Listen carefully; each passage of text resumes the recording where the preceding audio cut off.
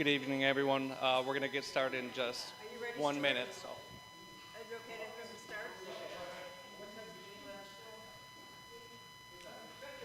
start? Well, good evening, everyone. My name is Daniel LaCroix. I have the honor and pleasure of chairing the Weber-Camden Neighborhood Organization, and I want to welcome you all to the 2025 Ward 4 City Council Candidate Forum, Voting is a Superpower.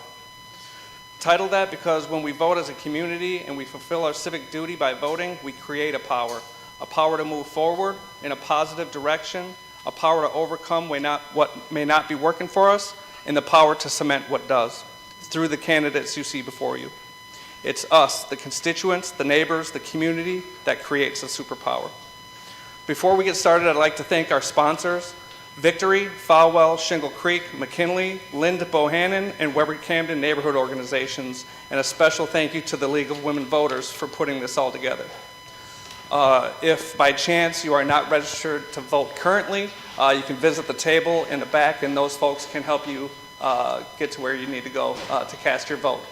So, without further ado, I'd like to introduce our Ward 4 candidates, starting with the incumbent, Latricia Vita. Hello. Thanks for having me. Yeah, thank you. Next, we have candidate Marvina Haynes. Hello, everyone. Thank you all so much for being here tonight. Thank you. Next, we have Leslie Davis. Good evening. And last but never least, Jane Lansing. Please join me in celebrating all candidates at this time. Thank you.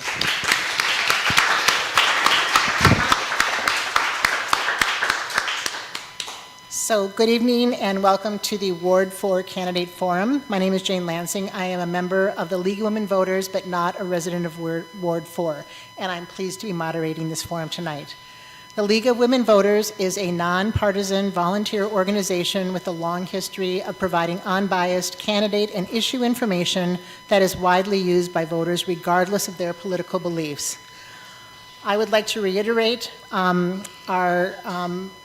acknowledgement, our co-sponsors, the Weber-Camden Community Neighborhood, Shingle Creek Victory Neighborhood, McKinley Community, Falwell Neighborhood, Lind Bohannon Neighborhood, in sponsoring this forum with us. The views expressed are those of the candidates, not those of the League or our co-sponsors. Neither the League of Women Voters nor its co-sponsors endorse or oppose candidates or political parties.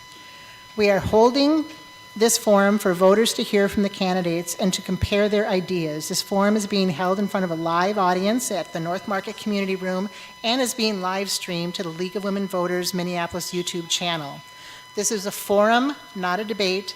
Candidates are asked questions to which they will all respond directly to the audience, not each other. All of the candidates have agreed to this format. The recording of this forum will be available in its entirety after the forum, and we'll have closed captions available in multiple languages. We want to thank MCN6 for the production and the recording of this event. And now to the audience, we have a few requests of you. Campaign buttons and t-shirts are not to be worn in this room, nor are signs or literature to be distributed during the event. Please remain as quiet as possible while the candidates are speaking so that everyone can hear all responses. We would also ask that you hold all your applause until the end of the forum so that they will have the maximum amount of time to respond to your questions. And finally, please silence all electronic devices. Ward 4 is the northernmost ward of the city, bounded by the Mississippi River on the east, Robbinsdale on the west of Xerxes, and Ward 5 to the south of Lowry. All candidates on the ballot were invited to the forum, and all of them are here with us. And alphabetically, Leslie Davis, Marvina Haynes, and Latricia Vita. We thank the candidates in advance for engaging in a respectful and civil discourse. We have timekeepers sitting in the front row so that each candidate has the same amount of time to respond to the questions. Following the opening statements of 1.5 minutes, each candidate will have up to 1 minute to answer each question and 1 minute to make a closing statement. Timekeepers will hold up a card when there are 15 seconds remaining. If you can just show the cards, please. And a stop sign when their time is finished. We expect that they will then finish their sentence and stop at that point. We expect the forum will last approximately 1 hour. The questions are based on community concerns and were developed by our committee based on input from co-sponsor surveys and the community at large. During this forum, we will take written questions from the audience until 7:15. So a volunteer will gather the questions and hand them to the question facilitators around the room, who will bring them up to the table. We ask that the questions be clear, pertinent to the issues at hand, and within the scope of the office of City Council, and made in the form of a question, not a statement. All questions are carefully reviewed, rewritten when necessary to make sure that they are directed to all candidates, forward-looking, not biased, not of a personal nature. We look for a balance of topics that affect all of us, both locally and in the city as a whole. To get as many topics as possible, we will limit the number of questions in each category. We may consolidate questions of the same general topic. If you feel your question was not addressed, please follow up with the candidates after the forum. There will be an informal meet and greet directly following this event in this room. And finally, all submitted questions are the property of the League of Women Voters of Minneapolis. So let's get started by meeting our candidates. For their opening statement, we ask that they address the question, why are you running and what are your qualifications? Each candidate will have up to 1.5 minutes to respond, and it was determined by drawing numbers that the first candidate to speak is candidate Davis. And then after that, we'll rotate the order randomly. So candidate Davis. Good evening. You know, Marvina and Letitia are very fine people, but I don't want them deciding my future and the future of my children and grandchildren. We've just come through almost 6 years of misery, with stores being closed and people being masked and people being injected with all kinds of poisons that are now coming out that are not only safe and effective, they're harmful and destructive. Just because you don't fall over at the time you take one of the shots, you will eventually. It's going to catch up to you because that's what that stuff does and that's what it's for. That's what Big Pharma does. Read the label and you'd see if you want putting a formaldehyde and mercury in your children or your grandchildren. So they're slowly killing us off and people are suffering. You want to go with the same thing again? Higher rents, food prices up, utility prices up, people have less money to spend, a lot of misery going around because we don't have enough money. So what are the incumbents going to do, or the incumbents wannabe going to do to change the issues? They're not. You vote for the same people and the same incumbents. If you like what you got, you're going to get more of it. Thank you. Candidate Vita.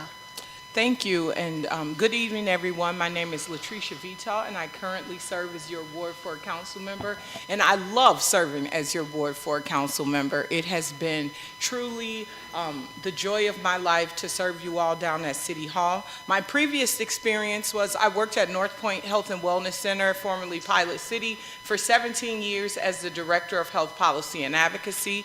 I quit that full-time job to be your city council member. I was also elected on the Minneapolis Park Board. I was a Minneapolis at-large Parks Commissioner for 4 years also before serving as your city council member.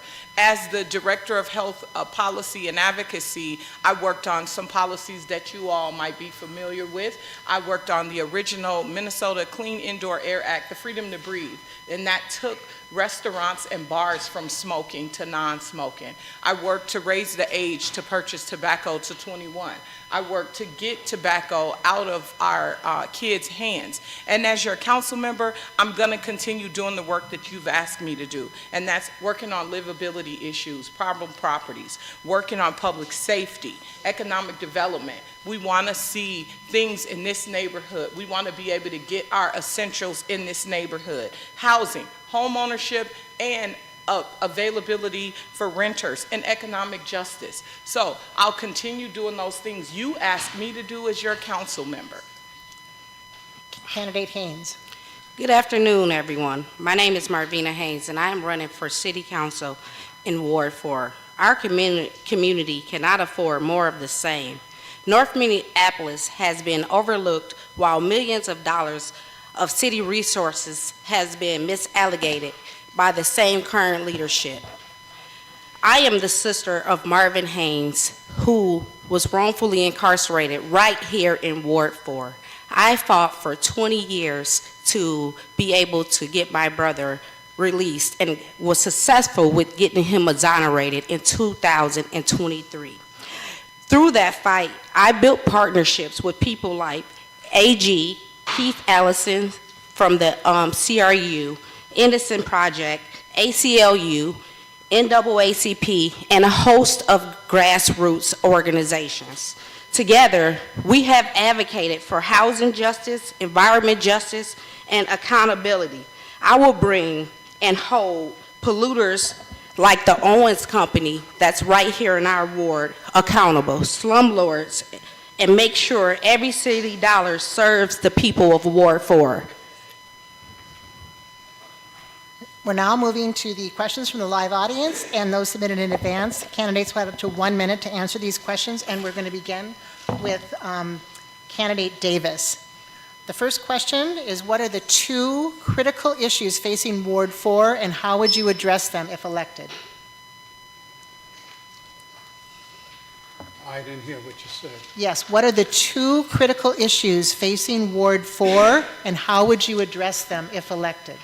Well, one of the critical issues are the drunken public urinating drunks that are going to be coming out of the Upper Harbor Terminal when they put in the music venue. It's not just a music venue, it's a liquor bar.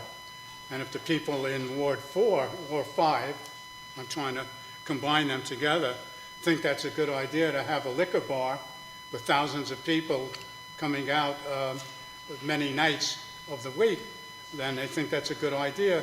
You're going to get the same thing that they get in those type of venues.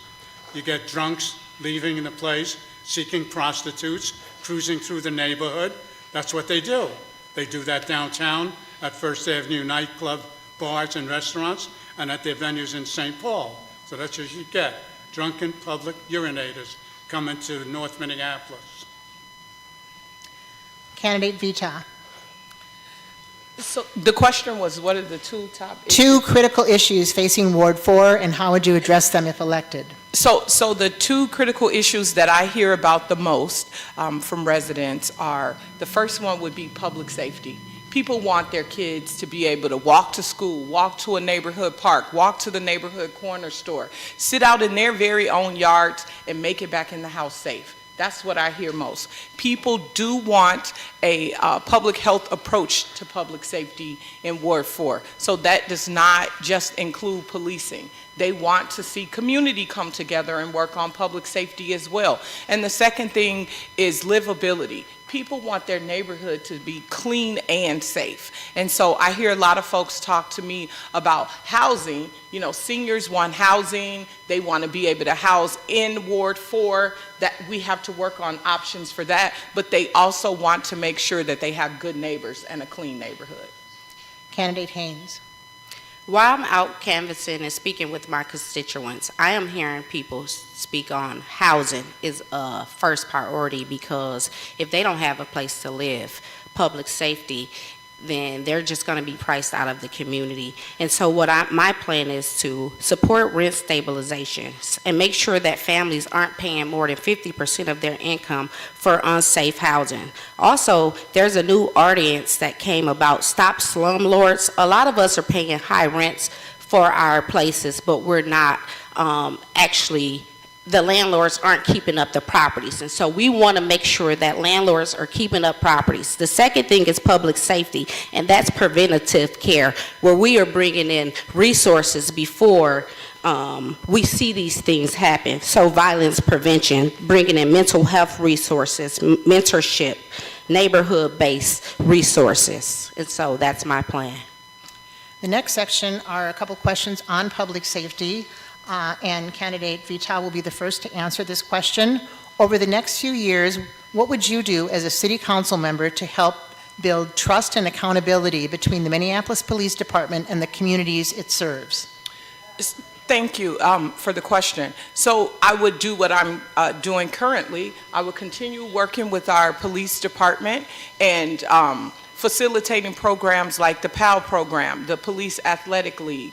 And that was a program that a lot of parents reached out and said that was an opportunity for my children to have conversations and interaction with police officers that was positive. The officers are their coaches and they come to their schools, and so I would love to enhance the PAL program. I want to continue building on culturally specific and needs-specific responses to the opioid crisis we're dealing with here. That's the biggest public safety issue we have right now, and we need things to be culturally specific. The 3 areas that are most problematic in Ward 4 have 3 very different issues, and I want to continue to advocate for services that approach those issues and not see it all as a one-way fix.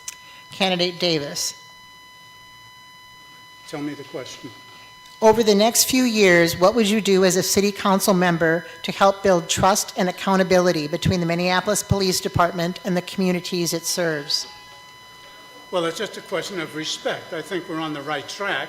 I think that the training is coming along, and Chief O'Hara has good intentions coming along, so I'm okay with that. But the problem is economics, and there's a lot of crime and misery because people don't have money. And if you don't have money, then you suffer, and prices go up, and jobs are difficult to find that pay an adequate amount of money. You know, you go out there and look for a 1-bedroom apartment and pay $1,200 or $1,400 or $1,500 a month. It's just nuts, and there's no reason that it's going to get any different. You're going to get what you got if you stay with what you voted for. Okay, Candidate Haynes, you will answer the next question first. Residents are concerned with increased gun violence in our I'm community. sorry, I didn't have the opportunity to answer the last question around policing. Can you read it Sorry, again? I had you, that's right, I'm sorry. Yes, over the next few years, what would you do as a city council member to help build trust and accountability between the Minneapolis Police Department and the communities it serves? I will work with the community to make sure that community is in the midst of helping out residents when it comes down to certain calls. I don't believe that police should answer every call that comes in, and so build up a crisis response team where community people are responding to mental health crises. Just over the weekend, we seen where a domestic violence situation happened, and that lady called the police. The police did not step in to help prior to the young lady being fatally shot by her boyfriend. And so a lot of what we're seeing is the police show up after the incident has already happened. And so I will work with community to make sure that the accurate people are responding to the call. And you are first for the second question on public safety. Residents are concerned with the increased gun violence in our community. As a city council member, what specific policies would you support to help reverse this current trend and respond to citizens' need for safer communities? I will support the legislation that's already being brought about with the AK-40, with the, I don't know the name of guns because with the assault weapon, because I'm not a gun owner myself, and so I don't really know the difference between guns, but I will definitely support that legislation while making sure that North Minneapolis is at the center of that legislation, because we see North Minneapolis children and residents being shot, Minneapolis as a whole being shot at a high alarming amount. And so I will make sure that our children right here in North Minneapolis is centered in that legislation and hold people who own guns accountable and make sure that they are not just bringing guns into our community and build an ordinance around that. Candidate Vita. So there's a couple things that I'm working on now as a council member that I'll continue to do as the re-elected council member of Ward 4. The first is I work with our community partners who are advocating for strict gun laws around assault weapons in particular, and with our bodies of government. One of the things I pride myself on is relationships that I have at the federal level, the state level, and at the local level. There's not much legislation that can be passed for city council members, but I would advocate, as I've done for over 20 years, for what is best needed in this community, and that is to ban these assault weapons. And I know that there's an appetite for that in this state with all we've been through over this summer. And so I would commit to doing that. And whatever things we can do within our purview in Minneapolis to ban these weapons, I would also do that. Candidate Davis. It's not the guns. I'm a gun guy. I've been a member of the NRA since the 50s, far back then. So it's not the guns that are the problem, it's the people with no hope. Where's the hope and the dreams for people today? The hope and the dream that they're going to be able to pay the rent, or they're going to be able to get a great job or a great business, and hopefully they won't come charging in and shut it down and force the people to be wearing masks. You got to remember that we've just come through 6 years of misery with this leadership that doesn't understand the problems that are going on, that there's a gigantic cabal that's causing misery around the world. So we're going to get the same thing that we've got. More injecting, more closing down of businesses. And imagine the nerve of an incumbent to come out to the public and tell them, yeah, I'm going to do what I've been doing, and we're going to get what we've been getting. Thank you. The next question on immigration will go first to Candidate Davis. What resources and policies will you work on to keep our immigrants safe both in Ward 4 and in the city? I don't understand what they're getting at with that kind of question. But when I see the issues out there, when I see everything going up and nothing going in the right direction, people's attitude, people's medical care, people's livelihood at stake, the same old stuff. Now they're talking about the AI is going to replace a lot of what people have been doing and a lot of what we're doing. But we need to work together, and we need to get brand new leadership at every position. Every incumbent in the state of Minnesota needs to be ejected from office. They sat still for 6 years while we were victimized by this hoax, this cabal, that they said there's a virus. And I brought along my literature, and I've got the books to show that there is no virus, there was no COVID. People think they had it, it's just a fantasy. They had a cold or a flu or a bug, but there's no COVID. Candidate Haynes.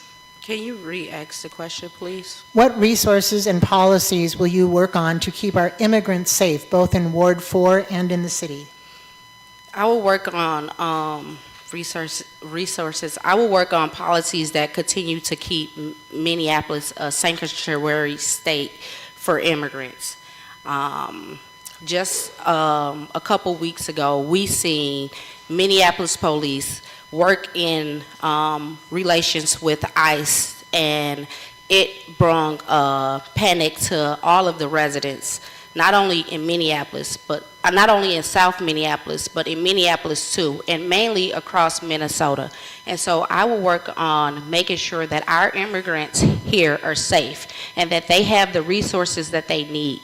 And when things like that happen, I will make sure that our community is aware of what's going down so folks won't have to panic. And I think that that's something that the community should learn from the representative, the city council, or the mayor. And in that incident, it was just a lot of chaos. Candidate Vita. So I would ensure that Minneapolis remained a sanctuary city as it is now.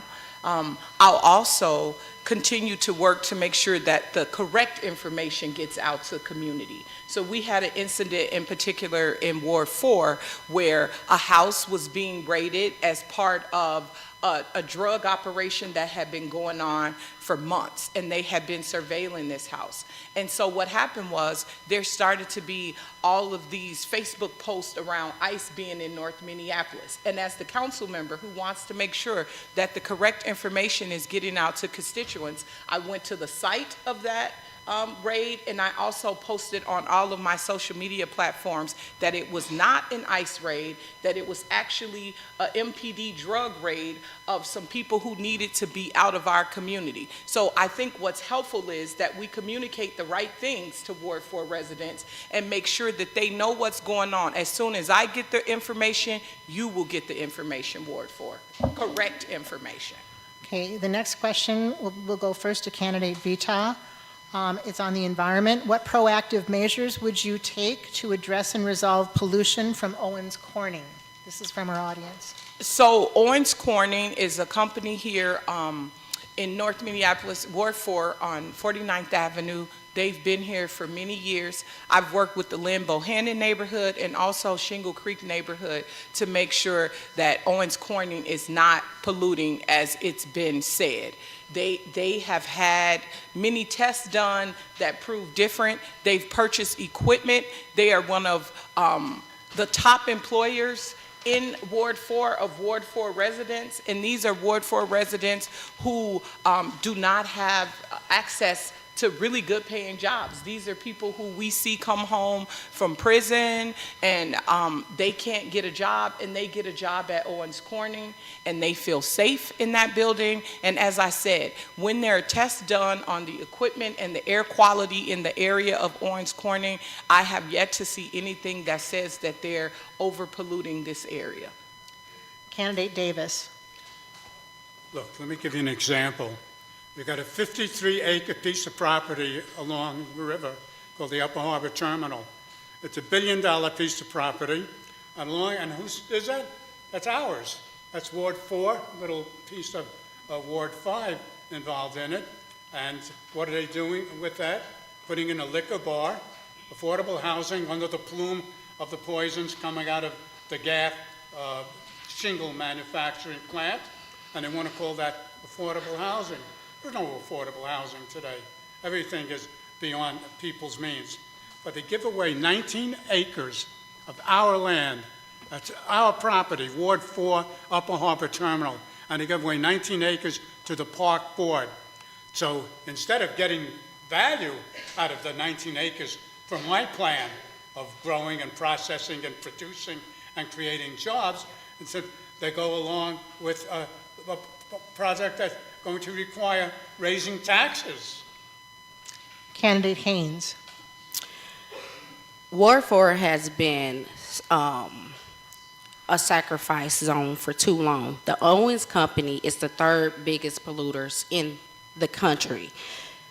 It causes asthma, poor air quality, and I have spoken to neighbors in that specific area who has lost their taste bud and their smell before even Corona come out. And they have done studies on some of the dirt there that had came back with pollution in there. When I'm there, when I become your next city council member, I'm going to make sure that the Owens Company is actually staying within the pollution guidelines, and if they're not, I'm going to revoke their license to make sure that our neighbors here have clean access to air and make sure that they're moved out of here. Our next section of questions is on housing, and candidate Haynes will be the first to answer this question. How can the City of Minneapolis do a better job of addressing the persistent issue of homelessness? What would you, as a council member, do to work towards effective solutions? I'll listen to my constituents. A couple years ago, the residents of North Minneapolis voted in to make sure to vote in 3% for a rent cap, and that never got put forward.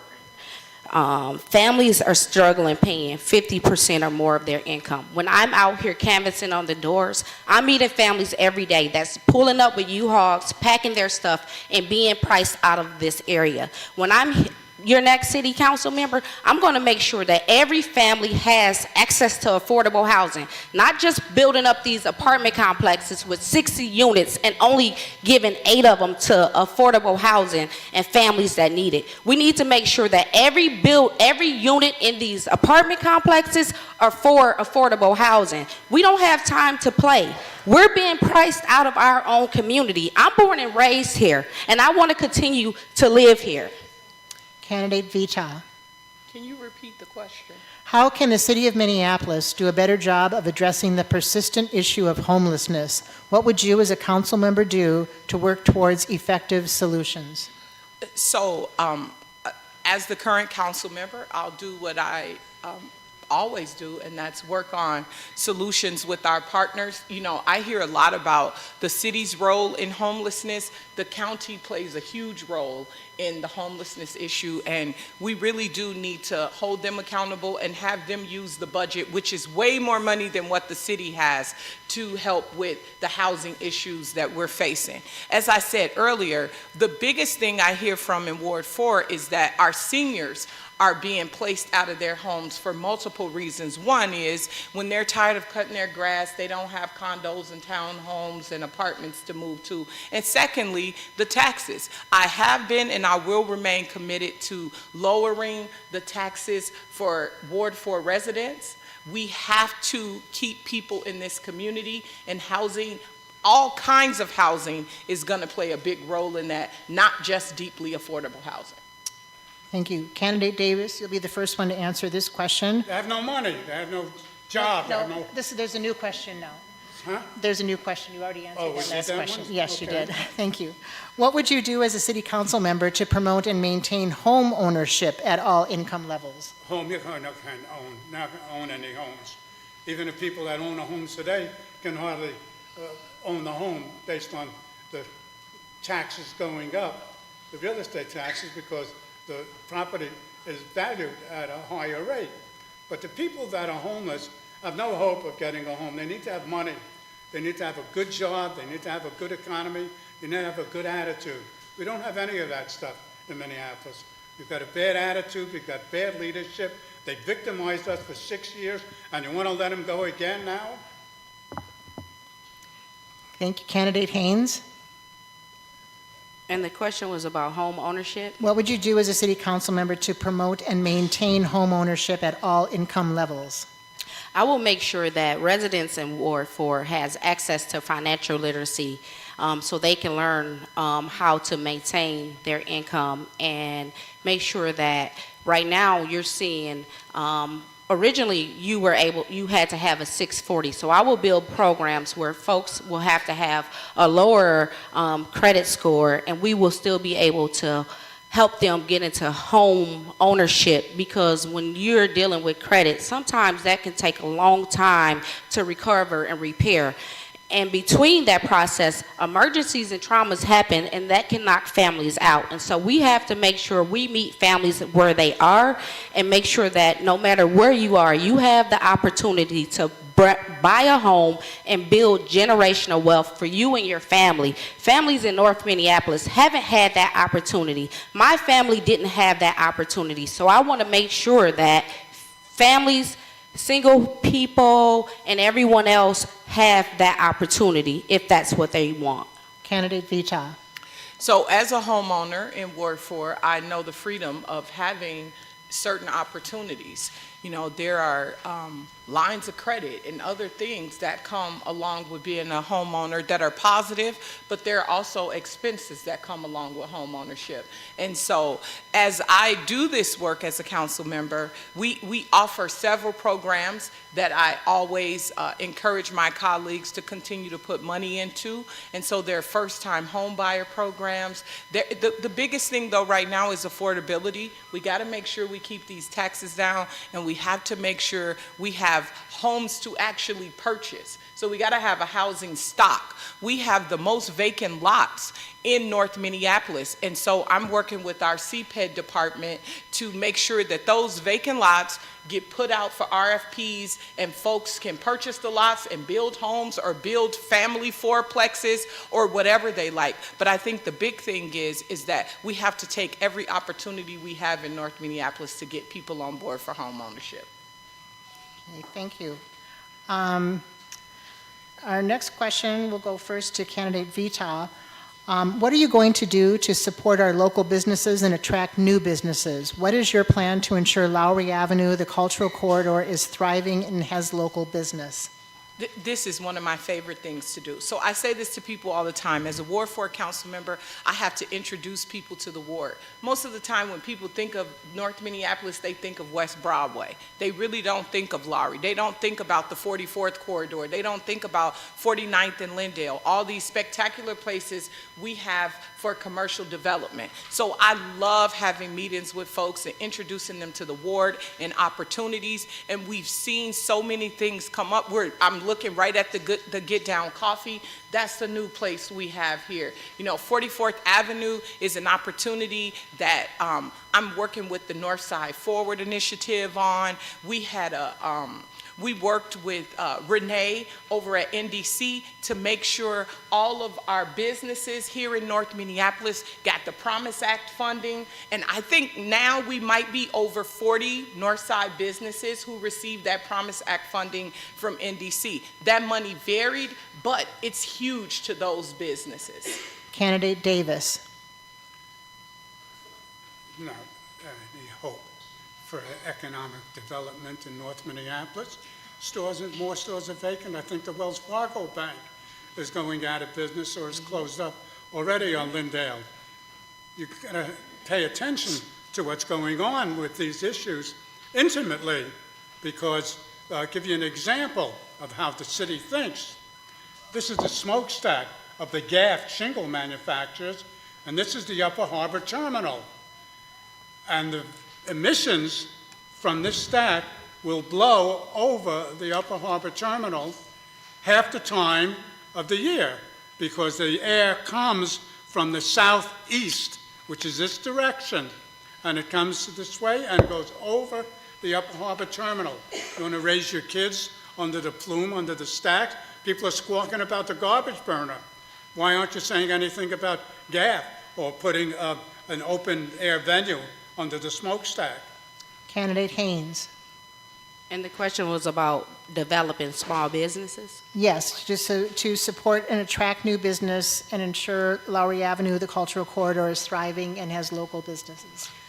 Lowry is a very vibrant space. There's a lot of potential there, but what we're seeing happening is businesses are coming in, but they don't have enough support to maintain staying. Property taxes are steady rising. When I become your next city council elect, I'm going to make sure that businesses come here and they continue to grow, because I understand that when businesses stay around here, that brings revenue directly into our ward. There's a lot of vacant properties just down the street here, the old Domino's. I went to that Domino's when I was a kid, and not only that, that Domino's hired a lot of youth right from Camden is the new name, but the old Henry. When I was younger. And so we need to see these places being filled up with people who live here and have had long-term residency right here in North Minneapolis. We don't want corporate and special interests folks coming in, sucking up all of our revenue, and now we're sitting with no businesses. Thank you. So we have about 8 minutes before we quit taking questions from the audience. So if you want to submit a question, you have just a few minutes left. Question from the audience. This will go first. Can you get a little closer to the mic? Oh, sure. This one will go first to candidate Haynes. What is your position on the Upper Harbor Terminal and its effect on Ward 4? I think that first I was against the Upper Harbor Terminal because there's other issues that we could spend $350 million on. We've seen $250 million come up misallocated from our own community that was supposed to go directly to our youth.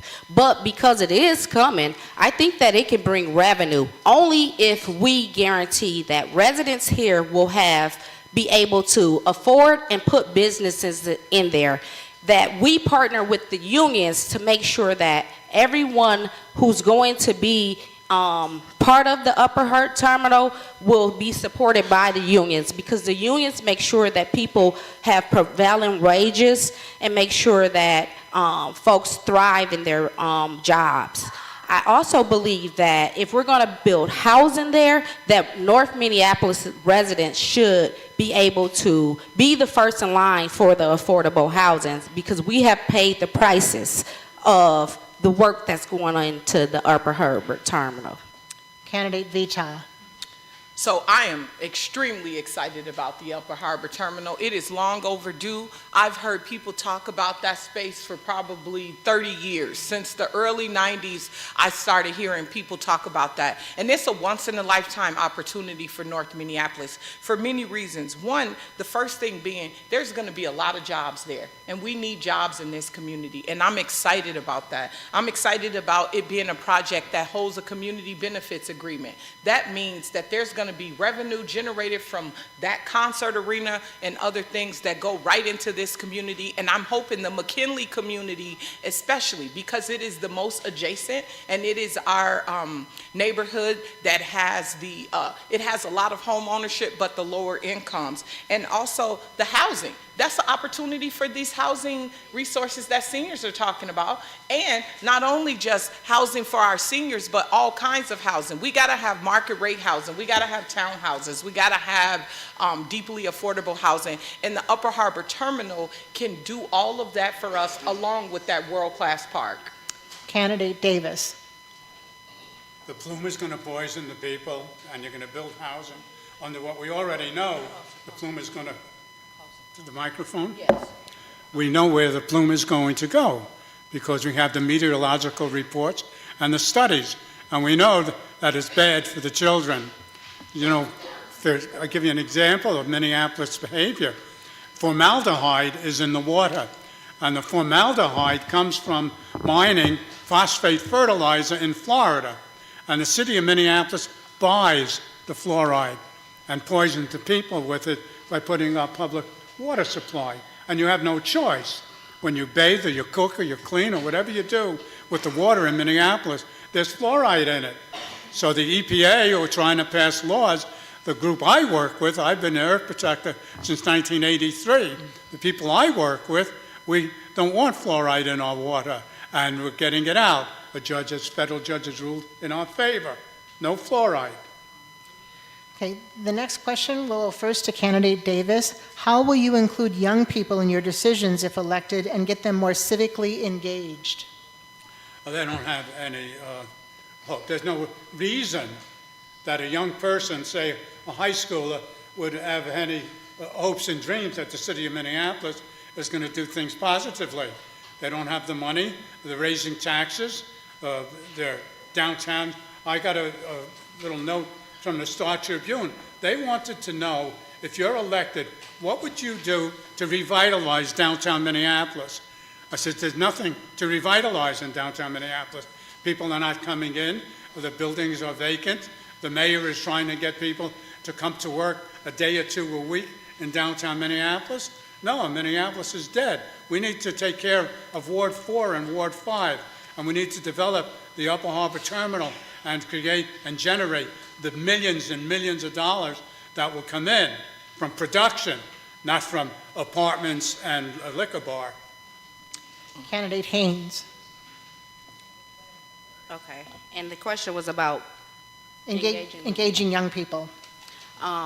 that's one of my best, my most enjoyable things is to work with youth. Over this 2 years ago, over the summer, I had a youth program where we connected with 18 youth. It was all volunteer based. You guys know everything I do is volunteer based because I love our youth. One of the things that I want to do is make sure that our youth is at the center of everything. And so we can do like mentorship programs for our youth. We can make sure that they are understanding voting, because historically in school and different things, the only thing that we have always voted for was like the president. And so the youth in our community, they look up to me because they have seen me and they know me very well. And so when they see me running for city council, I'm an idol to them. And so I'm glad that I'm able to inspire youth and also teach them about voting and other issues that's happening right in our community. Candidate Vita.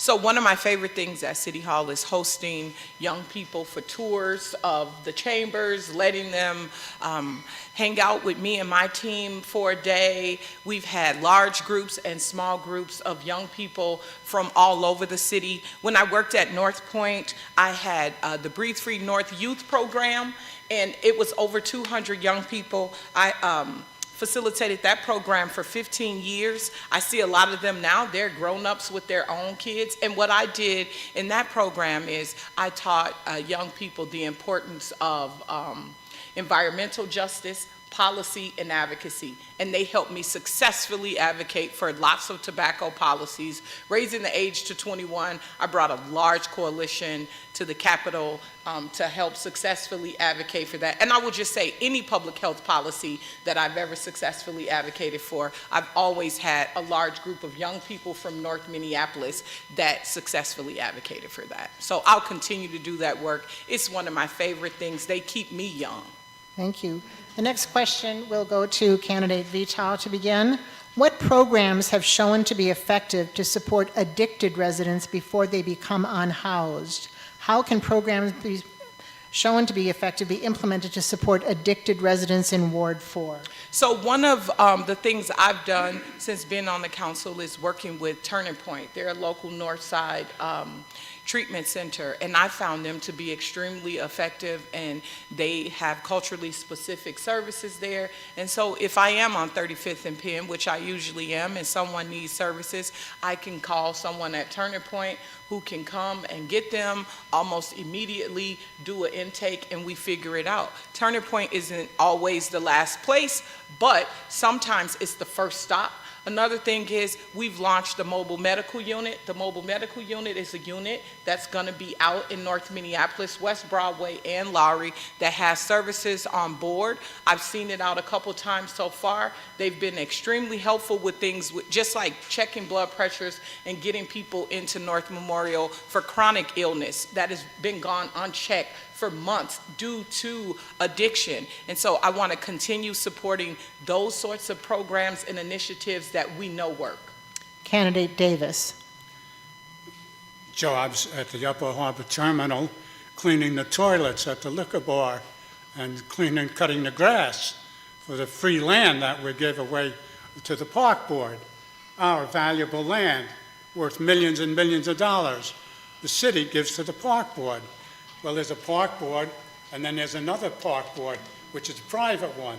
That's Polad and Frank and the private downtown developers. That's the Park Board Foundation. They finance and pay off the park board. That's how they were able to get access into getting control of the Upper Harbor Terminal. That's Polad and Frank and the downtown developers taking our land to give away to the park board. And what do we get out of it? Nothing. Meanwhile, people like Musk and Bezos and Rockefeller and Carnegie, they're piling their billions on billions, and we're just trying to get the rent paid or talk about affordable housing. There's no affordable housing. There's no future in Minneapolis. Thank you. Candidate Haynes. And the question was about Programs that have been shown to be effective to support addicted residents before they become unhoused, and how can those programs be implemented to support addicted residents in Ward 4? currently, I sit on a chemical and substance board for Ramsey County. And a lot of the things that we do there is we do like a lot of community engagements, and we give folks information to be able to partner with some of our partners to be able to get things like housing, Narcan kits, Trinic kits, and a host of other things. And so I would love to bring that same type of partnership right here to North Minneapolis so we can look at things like preventative care, so we can stop addiction before it even starts. Thank you. The next question, Candidate Haynes, you'll go first on transportation. How do you feel about transportation options currently available in Ward 4? Can our citizens afford to get where they need to go safely? And if not, what will you do to improve transportation options in this ward? I think that There are a lot of transportation issues, but I think that we can use a lot more. I know that we have this little small bus that comes around and pick people up, but the problem is that when you get dropped off at like Cub Foods, if you're an elder and you need to get your groceries, you have to wait there with your groceries so long because the bus is going around picking up all of these other folks and taking them where they need to go. And so I think that we need to see more of those tiny buses that pull up directly to a person's door and pick them up. More of those buses, and also bike lanes and other type of transportations that stop pollution, so we can have better air quality in North Minneapolis. So more bike lanes. Candidate Vital? So I think we could do better at bus rapid transit, and maybe even some of the routes that were taken out during COVID. We need to have a look with look at how we revive some of those along with Metro Transit. One of the things I'm working on right now is I'm trying to develop a partnership, and it's going really well, with Uber and Lyft to offer vouchers for our seniors in particular to take them to the pharmacy and to the grocery store. We know we're in a pharmacy and a grocery store desert here in North Minneapolis. So I've been having lots of meetings with Uber and Lyft to develop a voucher program. Also a voucher program for families to go to food shelves or some of those needs that are outside of medical needs. Those transportation services are very specific in where they can take you. And so I think what I'll continue to do is to work with partners to ensure that everyone has access. Until we get it all here in North Minneapolis, I'm committed to making sure we have the transportation to get where we need to be. Candidate Davis? We need to all get together and get a restraining order to stop work of all kinds from moving forward on the Upper Harbor Terminal. No digging, no more looking, and we need to get together and talk about what would you put at the Upper Harbor Terminal on 53 acres of land on the river with a interstate highway connection on an off-ramp with a railroad spur. I mean, that land is worth $1 billion, and the city is giving it away, and they talk about building affordable housing. There is no affordable housing. I don't care what you say about trying to build it and create it.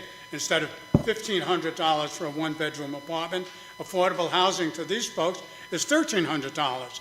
And under the plume of the emissions, the whole thing is wrong. I'm here to rescue you. I was here 2 years ago to rescue you also, and you ignored me, and you dumped me. And now you got the same old thing.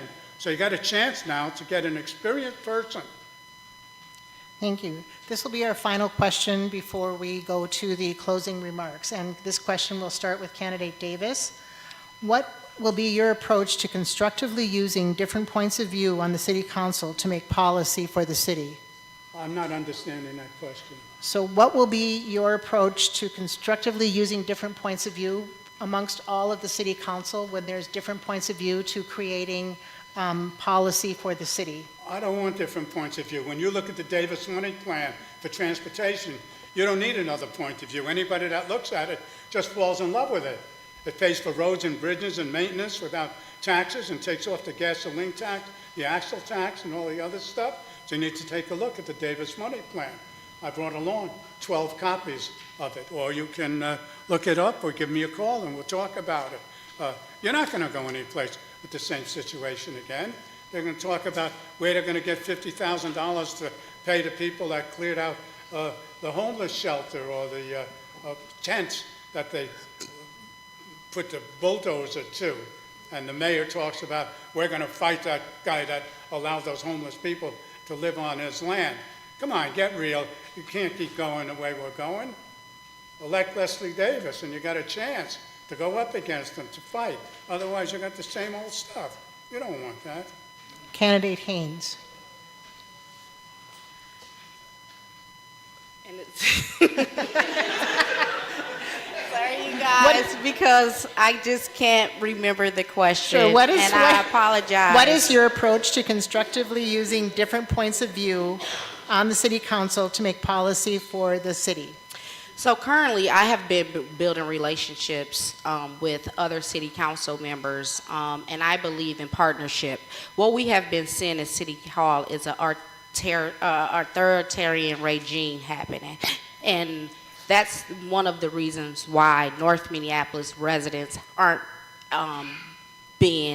getting their needs met, because everyone's in there steady thinking about self instead of what does their constituents need. When I'm elected city council, I will take everybody's view in consideration, because I am already doing that, and I have already built the relationships with other city council members, and also 4 of the people that's running for mayor: Omar Fonte, Dwayne Davis, Jazz Hampton, and Brenda Sharts that's in the audience. And so I know the importance of building partnerships and bringing everybody's view in. Candidate Vita. So I think it's super important to know that when you bring 13 people to one body, that there's going to be 13 different ideas and 13 different ways of governing. And I expect that. We all represent 33,000 people that are individuals that have different ideas. Now, where I thrive in this is I'm a middle child, so I'm used to it, right? I grew up in a household where my older sister said one thing, my younger brother said something different, and I had to be that bridge in the middle and say, let's get mom. I'm gonna lead us, but we're gonna get her, right? So I think that helps me. That makes me a little different down that city hall. We're not gonna agree on everything, but what votes I take, I know that I'm doing the right thing for Ward 4, and I can come to this grocery store and face residents of Ward 4 when I make those decisions. That's what's important to me. When you all come and ring my doorbell and talk to my camera, I feel good about that, because I know I've done what you've asked me to do. Candidates will now have up to 1 minute for their closing statement, and we will begin with candidate Vita. Thank you. So thank you all so much for being here tonight. Thank you, Ward 4, for your support, and I'm asking you to continue supporting me. This work we've done together must continue. I want to show up for you like I've done and make sure that we get our fair share of every dollar at City Hall. We deserve it. We fought hard for it. I know you all have seen in the news in the last week, it's not easy. You don't just say, I want to do something for the North Side. You have to fight for it, and you still may not get what you're fighting for. I've been fighting to be on 2 committees, and luckily I got put on 1, and that was on all of our behalf, not just Ward 4. I'm committed to keeping taxes low. I'm committed to making sure we can get the essentials in this community, that we have adequate housing for any and everyone who wants to live in Ward 4, whether they're a renter or a homeowner, and livability issues like you always ask about. And more than anything, I'll continue to answer your calls, your texts. I'll continue to open my door at 8 p.m. when you knock on my door. Thank you. Thank you. Candidate Davis. What do you got when you look around? You see we got a bad diet, children in Minneapolis, sugar, salt, fat, caffeine, formaldehyde in the water. Well, you're nuts. How are you allowing that to happen? Why is it continuing? And if we don't do it, nobody's going to do it. And we don't need more than a handful of people in this room. We need to just expose them. Governor Walz and Mayor Fry, they're deciding, I wonder if I'll run. The governor, he's not sure he's going to run. Run? He should be in prison for murder and closing people's businesses and masking children and victimizing us and having lousy food in the schools. What's going on? How do you people allow this to go on and think that you're going to ignore me and you're going to go and do the same thing again? You probably will, but I came along because I give you a chance to save yourself. You're not going to go anyplace with the incumbent candidates. They're just going to give you the same stuff you got. Thank you. On behalf of all the neighborhood co-sponsors, Hey, can I do my close? Pardon me? I know it's been a long day, but let me close us out. That's okay. I'm so sorry. Candidate Haynes. I know, so sorry. I want to say thank you to everyone who took time out of your day to be here with us tonight at this forum. That means the world to me, and not only me, but every constituent that I will represent in Ward 4. I'm going to bring the same fight that I have been bringing for the last 20 years right here to North Minneapolis, where I'm born and raised. Don't listen to me. Look up my name, Google who I am, and see all of the causes that I have fought for.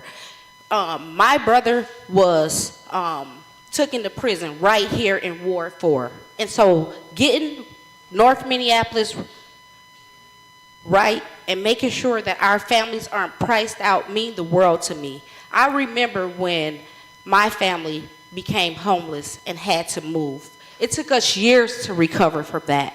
We cannot continue to do the same thing. I am here because I am challenging status quo, and I am standing in solidarity with the constituents of Ward 4.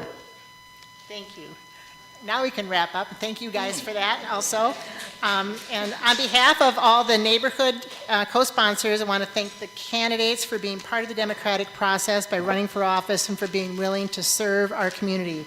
We hope that the forum has helped you as voters make an informed decision with regard to the November 4th election. Remember that we use ranked choice voting for this election, where you vote for candidates in order of your preference, allowing you to rank your vote first choice, second choice, third choice. This method can allow your vote to count toward another candidate if your favorite candidate loses.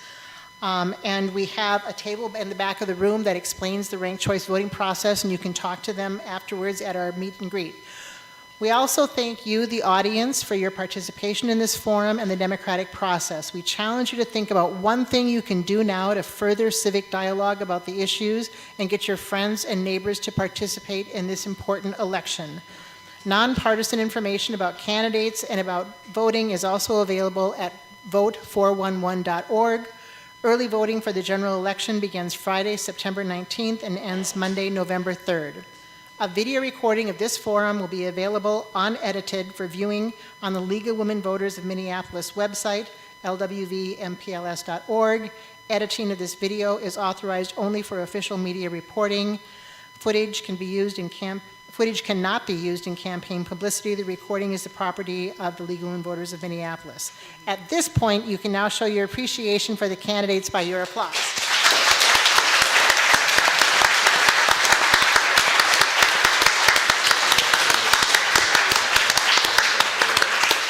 So stick around for a meet and greet, and please remember to vote.